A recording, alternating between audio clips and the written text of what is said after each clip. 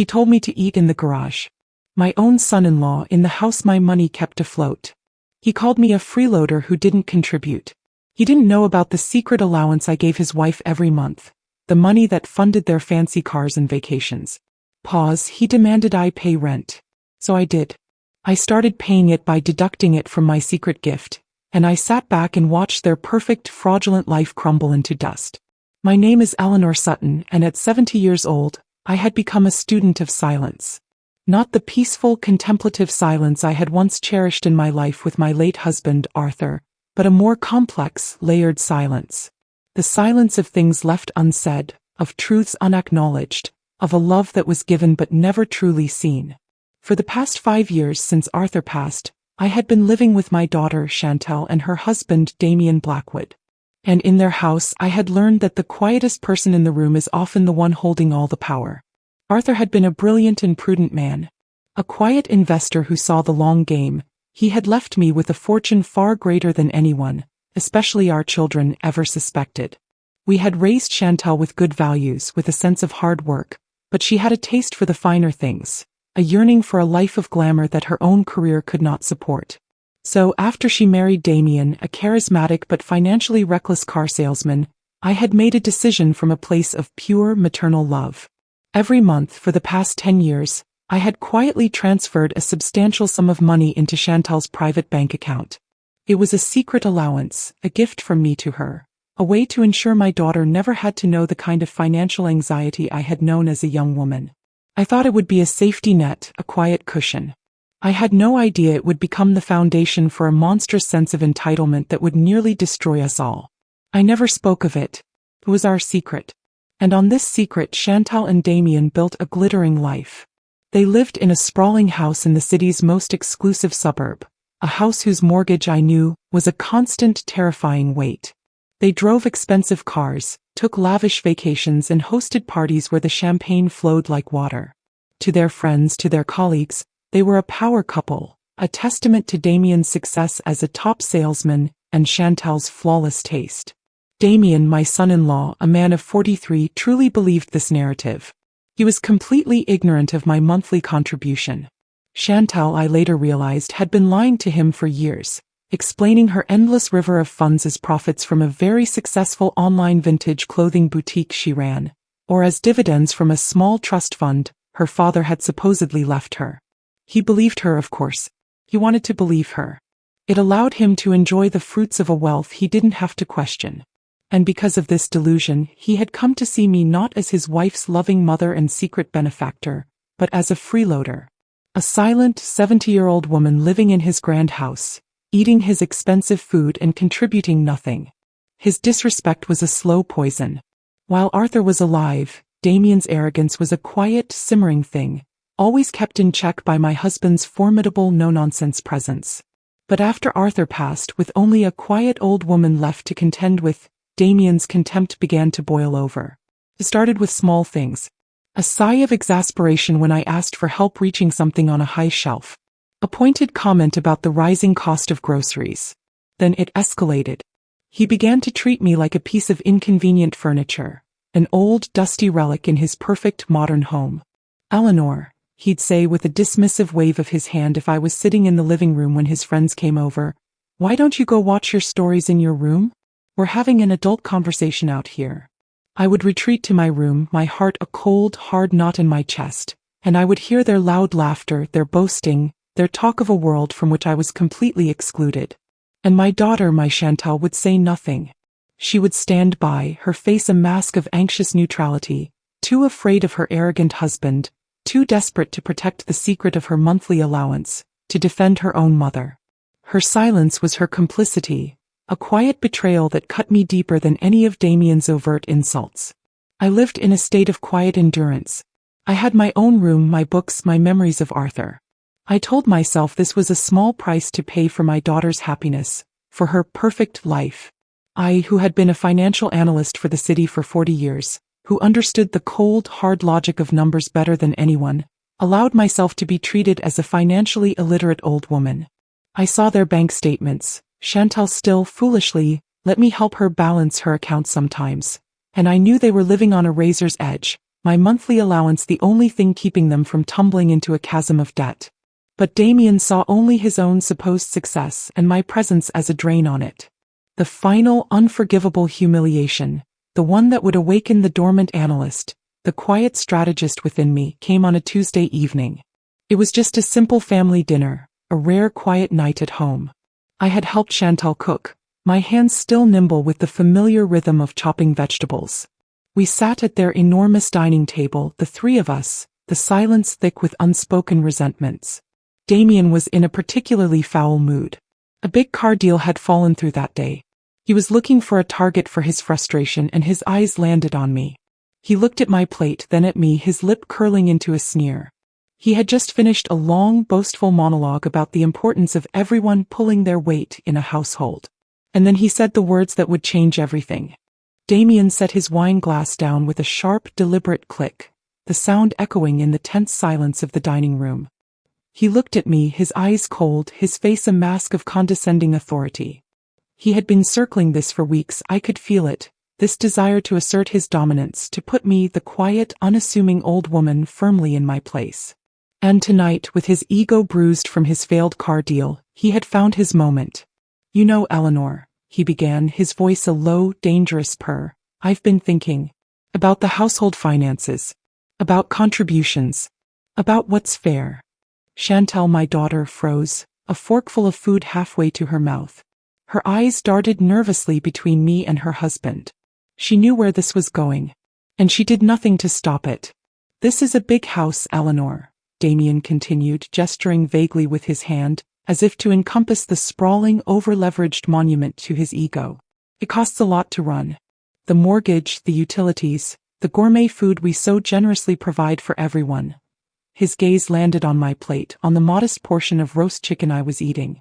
"And some of us," he added, his voice dripping with insinuation, "contribute more than others." I said nothing. I just met his gaze, my hands resting calmly in my lap, my heart a slow, heavy drum against my ribs. I would not give him the satisfaction of seeing my fear, my hurt. "Chantal works tirelessly to maintain this beautiful home," he went on, a magnanimous tribute to the wife whose lifestyle was entirely funded by my secret generosity.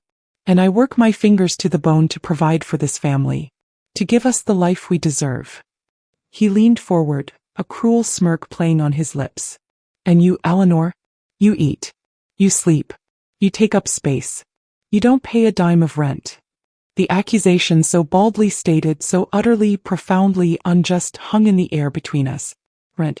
He was demanding rent from me in a house my money was keeping afloat. Chantal finally found her voice, a weak, placating murmur. "Damien, please." He ignored her, his eyes still fixed on me. "So, I've decided on a new arrangement. One that's a little more equitable." He stood, picked up my dinner plate, the one I had just begun to eat from. "From now on," he said, his voice ringing with a triumphant cruelty, "if you're not going to contribute, you can eat in the garage with the other non-essentials. Know your place, Eleanor. You're a guest here. A non-paying one. And guests who don't contribute don't get a seat at the main table." He turned and walked towards the kitchen, my dinner plate in his hand. I heard the back door open, then close. He had taken my meal and was, presumably, leaving it for me on a dusty workbench next to the lawnmower and the old paint cans. Like a dog, I sat there, frozen, my world reduced to the sound of my own blood roaring in my ears. The humiliation was absolute, a physical thing. It was not just the act itself, but the public nature of it, the deliberate performance of my demotion in front of my own daughter. And Chantal? My daughter, for whom I had sacrificed so much. She just sat there, her face pale, her eyes wide with a mixture of shame and terror. She looked at me, her mouth opening and closing like a fish, but no words came out. She did not defend me. She did not protest. Her silence in that moment was a scream of complicity. She chose her arrogant, foolish husband, her fraudulent lifestyle, over her own mother's dignity. I didn't cry. I didn't scream. A strange, glacial calm settled over me, a calm so profound it was almost frightening. The heartbroken mother, the one who had made excuses for them for years, finally, blessedly, died in that moment. She was replaced by someone else. The financial analyst. The woman who understood numbers, contracts, and consequences. I slowly, deliberately folded my napkin and placed it on the table. I stood up, my movements steady, graceful. "You know what, Chantal?" I said softly, my voice devoid of any emotion. "You're right. Your husband is right. It's high time I started contributing. It's high time I started paying my way." Chantal looked at me, a flicker of relieved surprise in her eyes. He thought I was capitulating. She thought I had accepted my new lowly status. She had no idea what I was truly saying. I walked out of the dining room, my head held high, and went not to the garage, but to my own room, to my own quiet sanctuary. I did not eat dinner that night. I did not need to. My soul was being fed by a new, cold, and utterly delicious nourishment. The sweet, slow-burning fire of a perfectly calculated revenge. He wanted me to pay rent. Oh, I would pay rent, all right. But I would be paying it on my own terms. And the price for them would be absolute catastrophic ruin. The game had been declared. And I, the non-essential old woman, was about to prove that I was the one who had been holding all the cards all along. The humiliation of that dinner, the image of Damien carrying my plate to the garage, the sound of my daughter's cowardly silence. It did not break me. It forged me. I spent that night not in tears, but in a state of cold, crystalline fury. The love, the patience, the endless reservoir of a mother's forgiveness I had held for Chantal had finally, irrevocably run dry. And my tolerance for Damien's arrogant posturing had been replaced by a quiet, visceral contempt. My revenge, I knew, could not be emotional. A shouting match would achieve nothing but to confirm their narrative of me as a hysterical old woman. My revenge had to be a thing of quiet, elegant precision. It had to be a business transaction. He had reduced our relationship to one of rent and contributions. Very well. I would respond in the only language he seemed to understand, the cold, hard language of a financial ledger. The next morning, after they had both left for the day, Chantal for one of her ladies' lunches, Damien for his important job selling cars to men with more money than sense, I went into my home office. This small, quiet room had always been my sanctuary, a place of order and logic in a house increasingly filled with their chaotic, superficial lives. Today it became my war room. I took out my private financial records, the ones no one but me and my late husband, Arthur, had ever seen. The detailed statements from the trust he had left me, the source of Chantal's secret allowance. 4 years, on the 1st of every month, I would make the same transaction.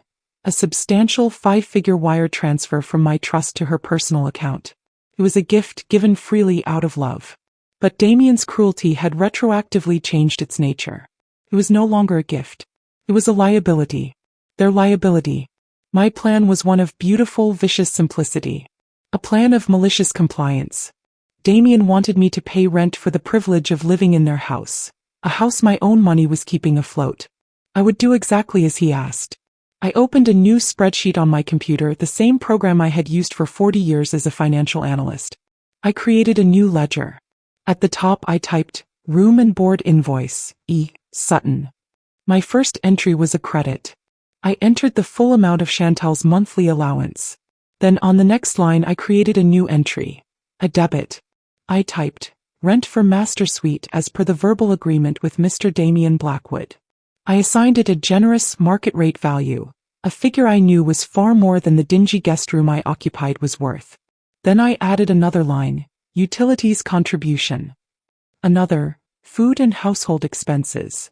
I meticulously calculated a fair, even generous, amount for my share of the household I was already funding. The final number was staggering. My rent and contributions would consume a significant portion of the allowance I was giving Chantal. Their disposable income, the river of cash that funded their designer clothes, their fancy dinners, their entire fraudulent lifestyle, was about to be reduced to a mere trickle. I felt a grim, cold satisfaction as I looked at the numbers. This was not an act of emotional rage. This was an audit, a correction, a balancing of the books that was long overdue. The final piece of my plan required a small but crucial change to my routine, and a reliance on a detail of my daughter's own making. I had set up that allowance account for her when she was just starting out, and my name remained as a co-signatory, a legal power I held. Chantal was likely too afraid to ever try and remove my name or move the large sums of money elsewhere, fearing that any such move would alert me to her dependence and risk cutting off her secret supply. She hadn't forgotten I had the key, she just never ever believed I would have the nerve to use it. On the first of the month, a Friday, I waited. I knew they would be expecting the money. I imagined Chantal checking her bank balance, a small knot of anxiety forming as she saw her usual massive deposit had not arrived. I pictured Damien, planning his weekend, confident in the knowledge that his wife's mysterious investment income would cover their extravagances. I waited until 3 o'clock in the afternoon, the time banks often process their final transactions for the day. Then I made my move. I logged into my trust account. I initiated the wire transfer to Chantal for the full usual amount. And then an hour later I initiated a second transaction. A debit transfer from her account back to mine. For the memo line of the debit I typed with a slow, deliberate satisfaction, Eleanor Sutton monthly rent and household contribution as per agreement. The trap was sprung. I had complied with his demand. I had paid my rent. And in doing so, I had just lit the fuse on the financial time bomb that was their entire life. Their lavish, carefree world, built on a foundation of my secret generosity and their open contempt, was about to implode. And they would have no one to blame but themselves. I had simply, as my husband used to say, balanced the ledger. The weekend after I made my first rent payment was a study in quiet, simmering tension. Chantal and Damien were home, but they moved through the house like two agitated hornets trapped in a jar. Their usual loud, boisterous confidence was gone, replaced by a series of hushed, furious arguments conducted in whispers behind closed doors. I would catch snippets as I passed their room. Don't know what happened. The transfer was short. Call the bank on Monday. Chantal, my daughter, avoided my gaze completely. He knew. She had seen the two transactions on her bank statement, the large credit from my trust, and the significant debit back to my account with the memo line that was a declaration of war, monthly rent and household contribution. She knew exactly what I had done, but she was trapped. To admit the truth to Damien would be to admit that their entire lifestyle and her own lies about her online boutique were a complete fraud, funded by the very mother he so openly disdained. She was a prisoner of her own deceit, and the walls were closing in. Damien, however, was still blissfully, arrogantly ignorant. He just knew that their monthly windfall was significantly smaller than usual. He was furious, but his fury was directed at Chantal, at her supposed financial mismanagement. What do you mean you don't know where the money went? I overheard him hissing at her on Saturday night. It doesn't just disappear, Chantal. Did you spend it already? That new handbag, was that it? Or did your successful little online store have a bad month? I sat in my room listening to their argument, a small, cold smile on my lips. My simple, logical act of malicious compliance was already beginning to dismantle their fraudulent partnership from the inside. On Monday morning, the real fun began. Chantal, her face pale with a new, unfamiliar stress, came to me before she left for work. Mama, she began, her voice a low, pleading whisper, we need to talk. About the transfer. There seems to have been a mistake. A mistake, dear? I asked, my voice full of a sweet grandmotherly innocence. I don't think so. I paid my rent just as Damien insisted. And my share of the groceries. I believe the amount was quite fair, don't you? Her eyes widened in a silent, panicked plea. She couldn't speak freely. Damien was in the next room. But it's too much, she finally managed to whisper. We can't manage if you take that much. The mortgage payment is due. Oh dear, I said, my voice dripping with a false sympathy that mirrored the one she had so often used on me. That does sound like a problem. But as Damien so clearly pointed out, everyone needs to contribute. I am simply contributing as requested. You and he will have to learn to manage your own budget more effectively. I patted her hand. I have every faith in you, dear. You're a very clever girl. Surely your online boutique can cover the shortfall. She left for work looking like she was about to be physically ill. The consequences of their reduced income were not long in coming. That week, Damien's new luxury car, the one he was so proud of, was declined for a routine service because the credit card he used was maxed out. He came home in a black mood, his fury a palpable cloud in the house. The biggest blow, however, came at the end of the month.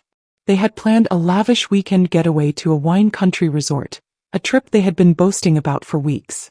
On the Friday they were due to leave, I watched from my window as they packed their expensive luggage into their car. Then I saw Damien check his phone, his face turning ashen. I heard him curse, a low, vicious sound. Their hotel reservation, it seemed, had been cancelled due to an invalid credit card. Their weekend of luxury had just evaporated. Their subsequent argument, held in what they thought was the privacy of their garage, was a spectacular display of their crumbling world. I could hear their raised voices clearly through my open bedroom window.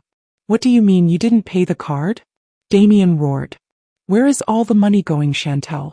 What happened to the profits from your damn boutique?" "There is no money, Damien," she shrieked back. "There never was." "Not really. Don't you get it? It's your mother. She's taking it back. As rent. The allowance. It's not enough to cover both that and our life." A long, profound silence followed. And then Damien's voice, low and full of a dawning, horrified comprehension. The allowance? What allowance? I thought that was your investment income." The truth was out. Their carefully constructed world of lies, their shared performance of success, had finally, catastrophically imploded. And it had all been triggered by a single, simple and utterly logical debit from their account. A debit for rent. The rent my son-in-law had so arrogantly, so foolishly, demanded from the quiet old woman he thought he could bully. He had demanded I pay my way. He had no idea the price would be everything he had. The revelation of my secret allowance was not a healing moment of truth for Chantal and Damien. It was an accelerant poured on a raging fire. The quiet, resentful tension in the house escalated into open, ugly warfare. Their arguments were no longer hushed whispers behind closed doors, but loud, vicious battles that echoed through the hallways, their voices sharp with accusation and raw with the terror of their new financial reality. Damien, his world turned upside down by the knowledge that he was not a self-made man but a kept one, turned his fury on both of us. He saw me now not just as a freeloader, but as a manipulative old woman who had been secretly controlling his life for years. And he saw his wife, my daughter, as a liar and a fool who had made him her accomplice in a decade-long deception. "You lied to me." I heard him scream at Chantal one night. "For 10 years. You let me think I was the one providing all this." He gestured wildly around the room at the expensive furniture, the art on the walls, all paid for with my money. "You let me look like a fool. You made a fool of me." "I did it for us," she would scream back, her voice cracking with sobs. "To give us the life you wanted, the life you couldn't afford. It was her money, she was happy to give it. Until you, with your big mouth, had to go and demand rent from her. You ruined everything, you arrogant, stupid man." Their perfect life, once a source of such pride, was now a prison of their own making, its gilded bars rattling with their mutual contempt. And I, from my quiet room, would listen to their battles, a sad but detached observer. My simple act of malicious compliance had done more than just cut off their funds. It had exposed the rotten, hollow core of their entire relationship. The financial implosion continued with a steady, satisfying rhythm. The calls from creditors became a daily occurrence. The luxury car was eventually repossessed, a tow truck hauling it away from their suburban street in the middle of the afternoon for all the neighbors to see. The shame of it was a palpable thing. They were forced to make drastic cutbacks. The weekly housekeeping service was cancelled, and the pristine house began to show the first signs of neglect, a thin layer of dust settling on the minimalist surfaces. The gourmet meal delivery services were replaced by cheap, processed food from the discount grocery store. Chantal's designer shopping sprees came to an abrupt halt. Her carefully curated social media feed, once a constant stream of lavish brunches and exotic vacations, fell silent. They tried, of course, to appeal to me, but their tactics had changed. The condescending concern was gone, replaced by a sullen, resentful sense of entitlement. "Mom," Chantal said to me one evening, her eyes red-rimmed from crying, "you have to stop this. You're destroying us. This rent you're taking, it's a joke. We can't live like this." "I am not doing anything, Chantal," I replied calmly, not looking up from my book. "I am simply managing my own finances and paying the household contributions your husband insisted upon. It is you who cannot live without my money. There is a difference." Damien tried a different approach. Intimidation. "You think you're so clever, Eleanor," he sneered, cornering me in the hallway one afternoon. "But this is still my house. I am the man of this house. And you will stop this foolishness, or I will make you regret it. I just looked at him, at this small, pathetic man trying to puff himself up with threats now that his financial power was gone. Is that so, Damien? I said, my voice as cold as a winter morning. You are not the man of this house. You are a guest whose welcome has worn exceedingly thin. And I suggest you remember that before you make any threats you cannot possibly back up. He had flinched, a flicker of fear in his eyes, and retreated. He knew on some level that I held all the cards. The final, most satisfying implosion was their social life. They had built their entire identity around the performance of wealth and success. Now, stripped of their ability to host lavish parties, to take expensive trips, to wear the latest designer clothes, their important friends began to drift away. Their social circle, I realized, had not been built on genuine affection, but on a shared worship of material things. And with their material world crumbling, they were left with nothing. They were trapped.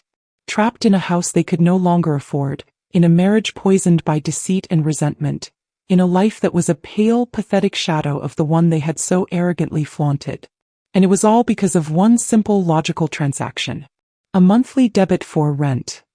The rent he had demanded. The price of their cruelty, it turned out, was their entire world. And they were now paying it in slow, painful, and deeply satisfying installments. The final act of my quiet war came about 6 months after I had started paying my rent. The constant financial pressure, the social isolation, the daily grinding reality of their new reduced circumstances had worn them down to the very nub. Their furious arguments had given way to a heavy, defeated silence. They were broken and they knew it. They came to me together one evening, not with anger or demands, but with a palpable air of surrender. They sat on the sofa opposite my armchair, two ghosts haunting the living room they could no longer afford. Eleanor, Damien began, his voice a low, humbled murmur I had never heard from him before. We can't do this anymore. We're losing the house. The bank is starting foreclosure proceedings. We've missed too many payments. The payments you were supposed to be making with the money from your allowance, Chantal? I asked quietly, my gaze shifting to my daughter. She just stared at her hands, unable to speak, her face a mask of shame. We made mistakes, Damien continued, his voice cracking. Big mistakes. We were foolish. We were wrong. We are begging you, Eleanor. We need your help. A loan. A real one this time. To save the house. It's all we have left. This was the moment I had been waiting for. The moment of their complete and utter capitulation. The moment they finally had to admit to me and to themselves that they were not the powerful, successful figures they had pretended to be, but were, in fact, completely and utterly dependent on the quiet, uncontributing old woman they had so callously scorned. I did not answer immediately. I stood, walked to my home office, and returned with a single slim leather-bound ledger. My private ledger. I placed it on the coffee table between us. You want to talk about finances? I said, my voice calm, clinical. Then let's talk about finances. Let's have a full and transparent audit of our family's accounts. I opened the ledger. The first page was a summary of the past 10 years. Line by neat line, I had documented every single monthly allowance payment I had transferred to Chantal. The total at the bottom of the page was a staggering 7-figure sum. I pushed the ledger towards them. This, I said quietly, is what I have contributed to this household, to your lavish lifestyle, over the past decade. A gift given freely out of a mother's love. Chantal let out a small, choked sob. Damien stared at the number, his face turning a ghastly shade of pale. His jaw worked, but no sound came out. The foundation of his entire identity as a self-made man had just been demolished before his very eyes. I turned the page. And this, I continued, is an accounting of the last 6 months. The page detailed my monthly allowance to Chantal, and then the subsequent, significant debit for my rent and household contributions. As you can see, I said, my voice like ice, I have been paying my rent just as you demanded, Damien. I have been contributing. I then turned to the final page. It was a projection, a calculation of their monthly expenses versus their actual earned income without my allowance. It showed a massive, unsustainable deficit. This, I said, tapping the final negative number, is your reality. This is the life you have actually earned for yourselves. And it is, as you can see, a life you cannot afford. They just sat there, stunned into a complete abject silence, the truth of their long parasitic existence laid bare in my neat, unforgiving ledger. "You didn't just ask me to eat in the garage, Damien," I said softly, my voice holding not anger but a profound, weary sadness. "You asked a woman who was secretly paying for your entire life to eat in the garage. The sheer, breathtaking arrogance of it. It's almost biblical." I looked at my daughter. "And you, Chantel," I said, "you stood by and let him. You protected your secret, your easy money, over your own mother's dignity. You let him humiliate me in the home I was paying for." I closed the ledger with a soft, final thud. "There will be no loan," I said. "There will be no more allowances. The bank I have provided for you is permanently closed." I stood up. "You will lose this house. You will have to find a way to live on your own means. That will be your final lesson. A lesson in what it truly means to contribute." Their humiliation was absolute, silent, and complete. They had been ruined not by a fiery confrontation, not by a vicious legal battle, but by a simple, quiet balancing of the books. Their extravagant life had been a fiction, and I, their quiet, unassuming mother-in-law, had just presented them with the final, brutal audit. They left my house that day as what they had always truly been, underneath the designer clothes and the fancy cars, penniless. And I, Eleanor Sutton, was finally, blessedly at peace, my own accounts, both financial and moral, perfectly and satisfyingly balanced.